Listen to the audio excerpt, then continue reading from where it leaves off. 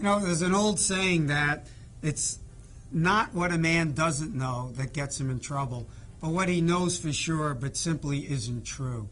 And there's lots of investment myths out there that are conventional wisdom, ideas that are so accepted they go unquestioned.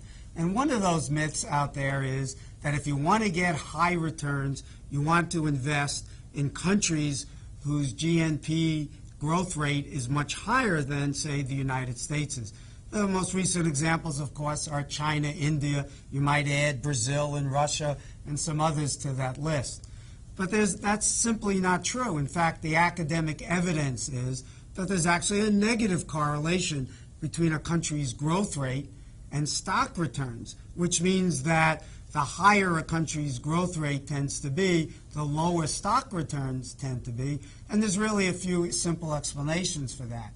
The first is that stock markets price risk and not growth. So number one is if a country is more rapidly growing, it might be perceived as a safer place to run a company. It's less likely to go bankrupt because of bad conditions, and therefore people are willing to pay higher prices for that safety. And of course, higher prices result in lower expected returns.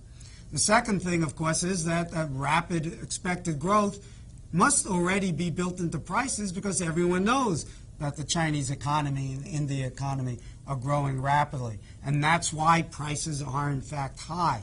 So those are two reasons. But even if you don't accept the logic there, the data, in fact, shows that to be true. And to repeat again, the faster a country's GNP growth, the lower their returns are expected to be.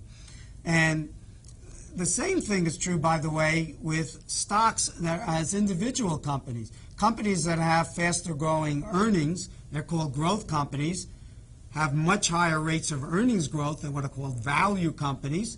But because the growth rates of these in earnings of the growth companies are already expected, it's built into prices, and they're viewed as safer, growth stocks have actually underperformed value stocks by 4 to 5% a year. So there's no reason to think there would be any difference in the country factor.